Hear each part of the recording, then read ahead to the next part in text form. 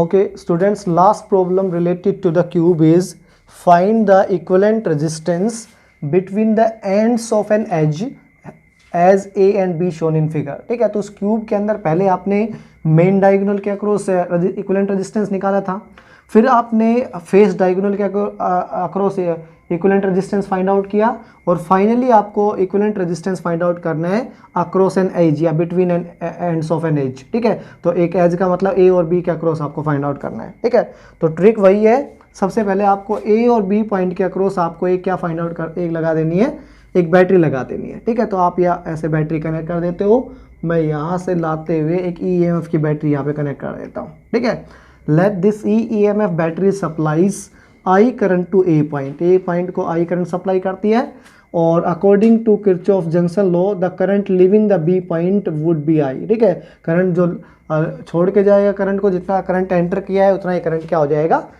Exit करेगा किसको, circuit को. क्लियर है. ओके, उसके बाद हम नेक्स्ट निकालेंगे इस I करंट को जब ये सर्किट के अंदर एंटर करता है तो कैसे डिवाइड करेंगे. ठीक है, तो सिमेट्री देखनी पड़ेगी सर्किट की. तो देखो, सबसे पहले A पॉइंट पर जो I करंट एंटर किया है वो तीन पार्ट्स में डिवाइड हो रहा है, AD पार्ट के अंदर, AB पार्ट के अंदर और AH पार्ट के अंदर. क्लियर है. तो देखो AB पार्ट के अंदर जो करंट डिवाइड हुआ है तो वो तो डायरेक्टली A पॉइंट से कहाँ पहुँच जाएगा, B पॉइंट तक पहुँच जाएगा. सिर्फ एक रेजिस्टेंस या एक आर्म अनकाउंटर होगी उसके पाथ के अंदर, मतलब उसके पाथ के अंदर सिर्फ एक रेजिस्टेंस आएगा. ठीक है, अगर A पॉइंट से D की तरफ गया है तो AD एक रेजिस्टेंस, DC दूसरा रेजिस्टेंस और C और B तीसरा, तीन रेजिस्टेंस एनकाउंटर होते हैं इस करंट को जो A से B की तरफ गया है. ठीक है, अगर मैं एरो लगाना चाहूँ तो इस वाले करंट को. ठीक है, और जो करंट AH पोर्शन में आया है उसको भी B पॉइंट तक पहुंचने के लिए मिनिमम तीन रेजिस्टेंस एनकाउंटर होंगे, AH1, HE2 और EB थर्ड रेजिस्टेंस. ठीक है, तो ये बात क्लियर है कि A से B तक जो करंट इस डायरेक्शन में, राइट डायरेक्शन में जा रहा है और डाउनवर्ड डायरेक्शन में जा रहा है, वो तीन तीन रेजिस्टेंस को एनकाउंटर करते हुए B पॉइंट पे पहुंच रहा है. तो इधर डायरेक्शन ऑफ करंट या इधर अमाउंट ऑफ करंट सेम हो जाएगी. इधर भी आपने I1 करंट लिख दिया और इधर भी क्या लिख दिया, I1 करंट लिख दिया. ठीक है, इस I करंट में से दो पार्ट I1 और I1 वो है, वो AH और AD पोर्शन के अंदर आ गए रेस्पेक्टिवली. तो इस वाले पार्ट के अंदर करंट चला जाएगा A से B I माइनस 2I1. ठीक है, इतना करंट डायरेक्टली A से किस पॉइंट तक पहुंच जाएगा, B पॉइंट तक पहुंच जाता है. क्लियर है. ओके, दोबारा से सिमेट्री लगाते हैं सर्किट की. अगर A पॉइंट पे करंट तीन पार्ट्स में डिवाइड हुआ है, I माइनस 2I1, तो B पॉइंट तक करंट जुड़ के या टोटल एडिशन ऑफ करंट भी क्या होना चाहिए, I होना चाहिए. और वो सिर्फ तब पॉसिबल है जब CB आर्म से भी करंट कितना आएगा, I1 आना चाहिए, और EB आर्म से भी करंट I1 आना चाहिए. ठीक है, तो यहाँ से I1 करंट गया, यहाँ से I1 करंट गया, ये दोनों करंट तो जा रहे हैं. ठीक है, और एक AB आर्म में I माइनस 2I1 करंट है, तो टोटल करंट जुड़ के दोबारा क्या हो जाएगा, I करंट हो जाएगा. ठीक है, तो आपने कुछ आर्म्स के अंदर इस क्यूब के करंट लिख दिया है, करंट डिस्ट्रीब्यूशन बता दिया है. अब आगे बढ़ते हैं. H पॉइंट पे जब करंट पहुंचता है तो लेट वी से current divide again into another part. ठीक है, करंट ये A से H पॉइंट पे पहुंचा है तो H पॉइंट यहाँ पे क्या हो गया, जंक्शन हो गया. I1 करंट H पॉइंट पे आया है तो ये करंट दो पार्ट्स में डिवाइड हो जाएगा. इसका एक पार्ट में इधर डिवाइड कर देता हूँ, उसको मैं लिख देता हूँ I2, तो इधर करंट चला जाएगा I1 माइनस I2 के बराबर. ये सारे मैं करंट के डिस्ट्रीब्यूशन किरचॉफ जंक्शन लॉ से लिख पा रहा हूँ. ठीक है, ओके, इधर से करंट गया I2, और ऑलरेडी इस ब्रांच के अंदर हमने करंट दिखा रखा है I1. क्लियर है, इस ब्रांच के अंदर ऑलरेडी हमने करंट दिखा रखा है I1, और I2 करंट यहाँ पे जा रहा है. जाने वाले करंट को हम लोग लेते हैं थर्ड ब्रांच के अंदर दिखाने के लिए, क्योंकि इससे करंट लीव करेगा. तो जाने वाले करंट को पॉजिटिव लिया जाता है, आने वाले को नेगेटिव. तो जाने वाला करंट है यहाँ पे I1, तो ये हो जाएगा माइनस I1, और E पॉइंट पे जो करंट आया है वो प्लस I2 है, तो प्लस हो जाएगा I2. ठीक है, तो EF ब्रांच के अंदर करंट हो जाएगा आपका माइनस I1 प्लस I2 के बराबर. क्लियर है. ओके, इधर से करंट ओके इस ब्रांच के अंदर और लिखते हैं. देखो, I1 करंट D पॉइंट पे पहुंचा तो D पॉइंट जंक्शन हो गया, और जंक्शन पे करंट दोबारा से डिवाइड कर दिया आपने. तो जैसे यहाँ I1 से आता करंट I2 में डिवाइड किया था, यहाँ भी आप I2 में डिवाइड कर दोगे, तो इधर से इधर आने वाला करंट हो जाएगा I1 माइनस I2 के बराबर, क्योंकि I1 करंट यहाँ पे आया है और I2 डी पॉइंट को, डी जंक्शन को लीव किया है। जाने वाला करंट माइनस में लिया जाता है और किसी जंक्शन पे आने वाला करंट के साथ साइन कन्वेंशन पॉजिटिव माना जाता है। इधर से करंट आ रहा है I1 माइनस I2, इधर से भी करंट जा रहा है I1 माइनस I2, जी पॉइंट इनका जंक्शन हो गया तो GF आर्म के अंदर करंट हो जाएगा 2 times of I1 minus I2 के बराबर। ठीक है, ये हो जाएगा करंट GF आर्म के अंदर। फाइनली आपको करंट लिखना बच गया कौन सी आर्म के अंदर, FC आर्म के अंदर करंट लिखना बच गया। तो FC आर्म के अंदर करंट कैसे आएगा, देखो इधर से करंट जा रहा है माइनस I1, ठीक है, और इधर है 2I1, ठीक है, 2I1 में से माइनस I1 घटाओगे तो सिंपल I1 बचेगा, ठीक है। इधर से करंट जा रहा है प्लस 2I2 और इधर से है माइनस 2I2, तो यहाँ हो जाएगा माइनस I2 के बराबर, ठीक है। तो FC आर्म के अंदर करंट हो जाएगा I1 माइनस I2 और इधर से करंट गया I2 प्लस I2 और माइनस I2 क्या हो जाएगा, कैंसिल आउट। तो रेस्ट ऑफ ब्रांच है उसके अंदर करंट ऑलरेडी आप लिख चुके हो I1 के बराबर। सबसे इंपॉर्टेंट है इन प्रॉब्लम्स को सोल्व करने के लिए how you distribute the current, ठीक है। और सिर्फ यही वे नहीं है करंट को डिस्ट्रीब्यूट करने के, और भी मेथड्स हैं इनके, ठीक है, लेकिन हम लोग ये मेथड क्या कर लेते हैं, अटेन कर लेते हैं, ठीक है। तो आगे बढ़ते हैं।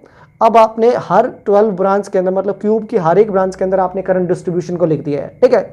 अब ये वाला जो प्रॉब्लम है ये थोड़ा सा कॉम्प्लिकेट होने वाला है। द रीजन बिहाइंड इट, इसके हर एक आर्म के अंदर करंट डिस्ट्रीब्यूशन सिमेट्री लगा ली, उसके बाद भी कुछ करंट आर्म्स के अंदर करंट अलग अलग है, ठीक है। तो यहाँ पे हम लोग किरचॉफ्स वोल्टेज लॉ लगाएंगे। ओके, सबसे पहले हम बोल देते हैं let the potential applied across A B के अक्रॉस आपने पोटेंशियल अप्लाई कर रखा है, वो V है, ठीक है। तो यहाँ हम लोग अलग अलग लूप बनाएंगे, ठीक है। तो हम लोग यहाँ पे करंट के आप लोग देख रहे हो 3 करंट है यहाँ पे, एक I करंट है, एक I1 है और एक I2। There are 3 distribution of current, ठीक है, 3 अलग अलग वेरिएबल्स है करंट के। तो you need 3 equation, at least 3 equation two solve this problem. Okay, तो फर्स्ट ऑफ ऑल हम निकाल रहे हैं अप्लाइंग ओम्स लॉ लगाएंगे हम लोग, या आप किरचॉफ्स लॉ भी लगा सकते हो, ठीक है। तो पहले मैं लगा रहा हूं अप्लाइंग ओम्स लॉ, पहले ओम्स लॉ लगा देते हैं।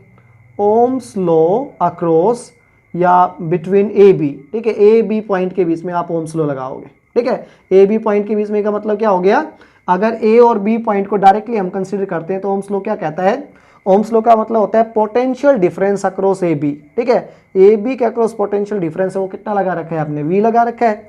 और पोटेंशियल डिफरेंस होता है it is equal to current flowing through the A B arm से करंट फ्लो कर रहा है I1 और ए बी आर्म पर रेजिस्टेंस हो गया R, इसको इक्वेशन नंबर 1 बोल देते हैं। क्लियर है।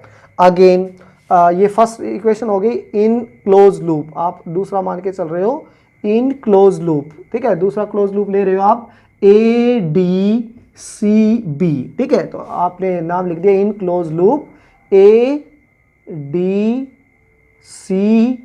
इस क्लोज लूप के अंदर potential difference across A B, ठीक है, ए बी के अक्रॉस जो पोटेंशियल डिफरेंस होगा, ठीक है, अगर आप जेन्युइनली लगाते हो, ठीक है, तो देख लेना, अदरवाइज यहां मैंने खत्म कर दिया है, ठीक है। तो पोटेंशियल डिफरेंस अक्रॉस ADCB कितना हो जाएगा, देखो potential difference across A B is equal to, देखो ए से डी आर में जा रहे हैं तो I1 करंट है, R रेजिस्टेंस है, तो I1 इंटू आर हो गया, प्लस डी से सी आर्म में जा रहे हैं तो करंट I2 है, रेजिस्टेंस R है उस आर्म का, और सी से बी आर्म के अंदर जा रहे हैं तो करंट है उस आर्म के अंदर I1 और रेजिस्टेंस है R। अगर R रेजिस्टेंस को बाहर ले लेते हैं तो ये टोटल करंट बन जाएगा 2I1 plus I2 into R के बराबर। ये इक्वेशन नंबर हो गई सेकेंड।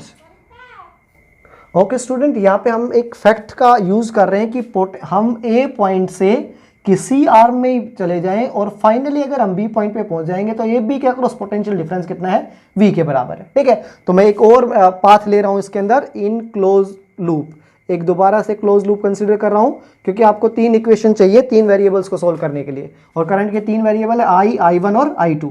तो थर्ड मैंने ले लिया A से H चलते हैं हम लोग, पहले H से G चलते हैं, ठीक है, G से F चलते हैं और F से C और फाइनली बी पॉइंट पे पहुंच जाते हैं, ठीक है। तो देखो ए से चलना स्टार्ट किया, बी पॉइंट से, ए से यहाँ भी हमने लिखा था पोटेंशियल अक्रॉस ए बी, यहाँ भी पोटेंशियल अक्रॉस ए बी, यहाँ भी पोटेंशियल अक्रॉस ए बी, ठीक है। तो वही है potential across A B it is equal to A B के अक्रॉस पोटेंशियल है ना, वो हमने V कंसिडर कर रखा है, तो आप यहाँ पे लिख भी सकते हो potential across A B is considered to be V, ठीक है। V पोटेंशियल की बैटरी आपने अप्लाई कर रखी है। तो again potential across A B is equal to V हो गया, इट इज इक्वल टू ठीक है। क्लोज लूप देखो कौन सा है, ए से एच गए हैं, I1 करंट है, आर रेजिस्टेंस, ठीक है। एच से जी गए हैं, करंट है आपके पास I1 minus I2 into resistance हो जाएगा आर। उसके बाद आगे बढ़े हैं जी से एफ आर्म के अंदर, तो करंट है आपके पास 2I1 minus I2, 2 times of I1 minus I2, और रेजिस्टेंस इस आर्म का भी आर हो जाएगा। एफ से सी चलते हैं तो करंट हो जाएगा यहाँ पे I1 माइनस I2 और रेजिस्टेंस हो जाएगा आर। और आगे चलते हैं सी से बी आर्म के अंदर भी करंट आ जाएगा I1 और रेजिस्टेंस हो जाएगा आर, ठीक है। ये हो जाएगा। इसको थोड़ा सोल्व कर दे तो पोटेंशियल अक्रॉस वी हो जाएगा। इन सभी को सोल्व कर लेते हैं, ठीक है। तो देखो इनको सभी को सोल्व करोगे आप लोग, सोल्व करने के बाद क्या आएगा आपके पास, ये हो जाएगा 6I1, देख लेना आप लोग, इसको सोल्व करके देख लेना। 6I1 minus 4I2 times of, ठीक है, टाइम्स ऑफ आ जाएगा आपके पास 6I1 minus 4I2 times of resistance के बराबर। ये इक्वेशन नंबर हो जाएगी आपकी थर्ड। आपके पास 3 इक्वेशन हो गई और 3 आपके पास I1 I2 I3 वेरिएबल्स थे। आप इसको सोल्व करोगे, ठीक है। कैसे सोल्व करोगे, पहले इक्वेशन सेकंड और थर्ड को आप यूज करोगे।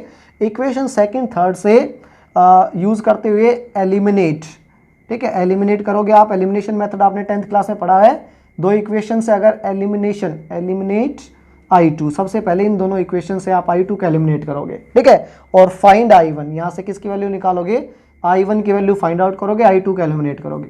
उस I1 की वैल्यू को, ठीक है, putting the value of I1, putting the value of I1 from equation second and third into equation first. I1 की वैल्यू आप इक्वेशन फर्स्ट में पुट कर दोगे, ठीक है। इक्वेशन में फर्स्ट पुट करने के बाद टोटल पोटेंशियल डिफरेंस V लगाया आपने, total current supplied by the battery कितना था I, तो यही आपका क्या आ जाएगा, इक्विवेलेंट रेजिस्टेंस। और जब आप इक्विवेलेंट रेजिस्टेंस फाइंड आउट करोगे तो इस पर्टिकुलर सर्किट के लिए टोटल इक्विवेलेंट रेजिस्टेंस आएगा 7/12 R के बराबर, ठीक है। आप फाइंड आउट करके देखना, नहीं आता है तो मेरे पर्सनल नंबर के ऊपर एक बार पूछ लेना मेरे से, मैं आपको सोल्व करके कंप्लीट सोल्व करके भेज दूंगा इसको, ठीक है।